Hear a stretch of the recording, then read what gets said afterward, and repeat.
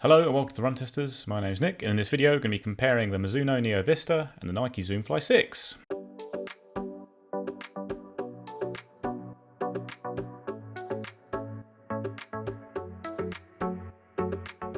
So the Zoom Fly 6 and the Neo Vista are both plated super trainers or plated daily trainers, however you want to see it. They are both really good shoes that I really enjoyed running in last year and going on into this year as well. And they're both pretty good value when it comes to the super trainer market, coming in a little bit cheaper than a lot of their main rivals. The Nike is £155 or $170. The Mizuno is cheaper in the UK at £150, but then more expensive in the US where it's $180. The Zoom Fly 6 weighs in at 266 grams or 9.4 ounces in a UK 9. The Mizuno is 259 grams or 9.1 ounces, but that's in a UK 8.5. So weight is definitely very similar with these shoes, I would say.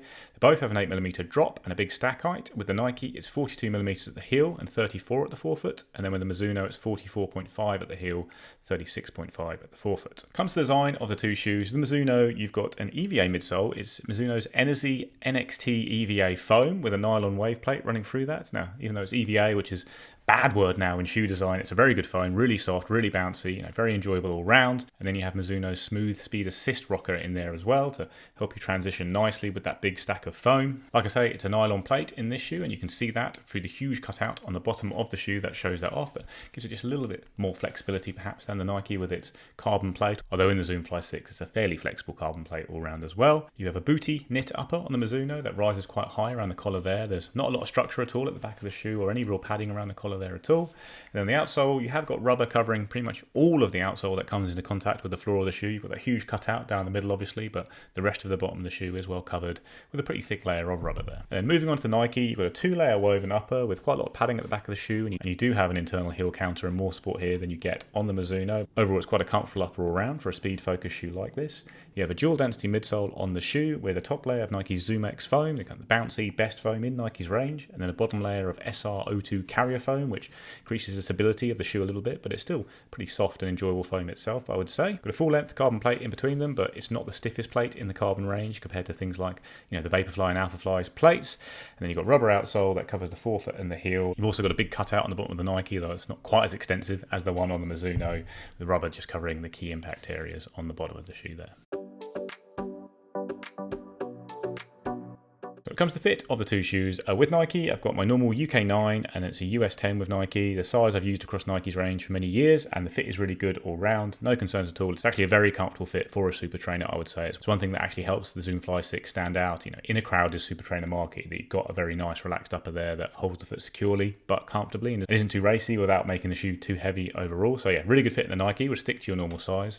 With the Mizuno, I've actually got half a size down on my normal size. I've got an 8.5 here in the UK sizing, which is a 9.5 in the US. I've got a really good fit with it though. Like, the fit is nice and secure. It's not too cramped around the toes. I think with the booty style upper, I quite like having that half size down because it just gives you that little bit more of a secure feeling. With a one piece upper like this that doesn't necessarily hold the foot as tightly sometimes as something like the one on the Nike, but I haven't had any trouble with this upper. Like, it's not my favorite upper. I don't tend to love this style of upper, but I know some people really do, and I had no real problems with this upper, I will say, in testing. Like, I had a good enough hold. I didn't get loads of lateral movement when running at speed or anything like that, and it's pretty comfortable. It feels a bit overbearing to me at times how high it rises up the foot, but if you like the booty style uppers, you've got a really good one here on the Mizuno. But I would consider going half a size down perhaps just to get a slightly more dialed in fit if you're in between sizes like I am. As the Nike, just stick to your normal size, really good fit all round. So I think the Mizuno Neo Vista and the Nike Zoom Fly 6 are both really great super trainers. They're fun, they're versatile, they're enjoyable for a wide range of runs. And while they're maybe not quite as speed focused as some of the super trainers out there, like the Hoka Mach X2, they are still really fast shoes, and then they have a lot of versatility in terms of covering off easy paced runs as well. Mizuno was the shoe I tested first, and it's just a really soft and bouncy shoe. Like, it's exaggeratedly so, more so than most shoes on the market. Even when there's loads of shoes on the market right now that are very soft and springy, the Neo Vista certainly stands out for those properties, and you've got a really fun ride with it, at any kind of pace. Like, for me, I think it's at its best on long runs and kind of easy to steady runs, that kind of level of pace. But I have gone down the track with it and done a pretty hard session in it, running K reps at kind of around 310 per K pace, some 400 meter reps.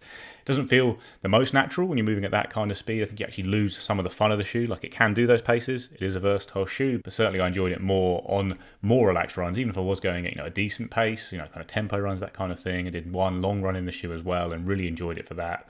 just because that midsole, like I say, is really fun, really bouncy, and it doesn't bottom out at all. Like at the end of a 90-minute run, kind of 21k, same fun, enjoyable feeling from this midsole than you had at the start of the run. And the Nike has a fun ride as well. It's not as bouncy as the Mizuno, but it is still comfortable underfoot and a lot of spring. I think you get a slightly more purposeful ride out of the Zoom Fly 6. Like I've done some fast sessions in the shoe. I've also done a lot of relaxed, easy runs, and it copes with all of them really well. But I think it copes with the speedy stuff a little bit better than the Mizuno. I think as a heel striker in particular, I think you get a better and faster transition onto the forefoot from the Nike, and a slightly more responsive feel off the toes that I think pushes you forward a little bit more with the Mizuno, which is a bit more kind of lopey and bouncy, and like I say, geared more for easy stuff. And then with the Zoom Fly 6, you still do have those range for easy runs, I would say. Like the plate is a bit more present, it's a bit firmer and stiffer than the Mizuno, but it still does feel very nice at relaxed paces, I found. You can tick along with this at nice easy paces for sure. I just think it has a bit more of an upper gear than the Neo Vista. I did a run in both shoes at the same time, and you really feel the bounce in the Mizuno there. Like Nike compared to lots of shoes feels like a really bouncy shoe, but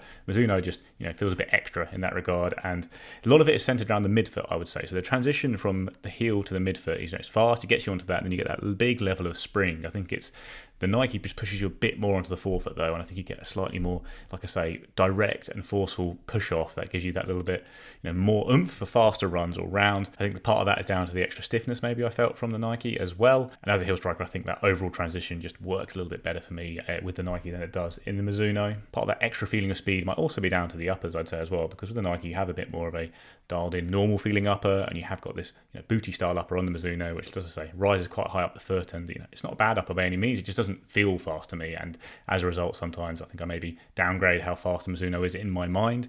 But they are both definitely very versatile shoes, but I do think the Nike has a bit of an edge on speed, and the Mizuno has a bit more fun to it when you are moving at more relaxed paces. So verdict is, these are both really good shoes, and they can both do a lot of different kinds of runs very well, and they do all of that at a slightly lower price than most of the super trainers on the market. Both have a nice feel to them at easy paces. They don't feel too overbearing or speedy. They have comfortable uppers. They have nice, comfortable feeling underfoot as well. You can accelerate and run fast in both of these shoes as well. I think the Nike is a bit better for that, especially when it comes to maybe sustaining paces over long distances, where the slightly softer feel of the Mizuno might just start to drag you down a bit if you are trying to hold a pace. And I think it's the one I'll be picking if I was looking for a speed-focused trainer for sure, or even a stand-in racing shoe compared to the carbon shoes out there. If I was looking for one shoe to do it all, I'd also look at the Zoom Fly 6, just because you've got that greater range at speed while it is still really fun at those slower paces. If you are looking for more of a daily trainer to mostly do quite relaxed runs, long runs, that kind of thing, Mizuno is a bit more fun than the Nike. Like, it is a really bouncy midsole. It's great fun to run in the shoe, and even though it's a big tall shoe of the soft foam, I haven't found it too unstable or anything like that, and it's a great shoe just to pull on and bounce around, and which makes kind of everyday outings a bit more fun.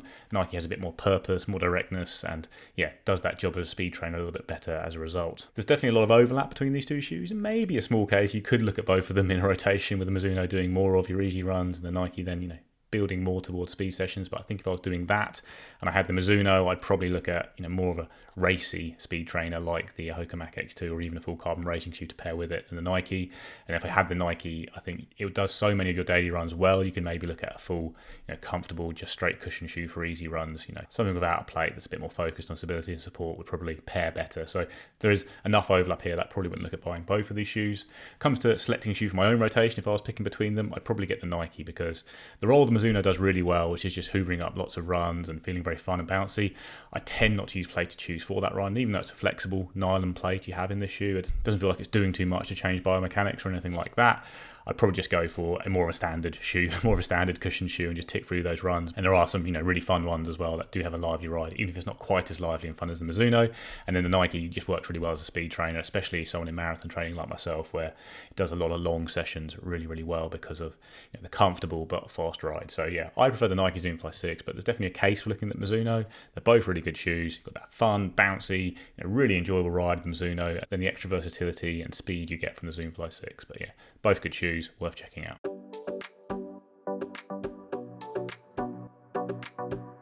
That's a comparison of the Mizuno Neo Vista and the Nike Zoom Fly 6. Let us know what you think in the comments below. Please like and subscribe, ring the little bell, and we'll see you next time.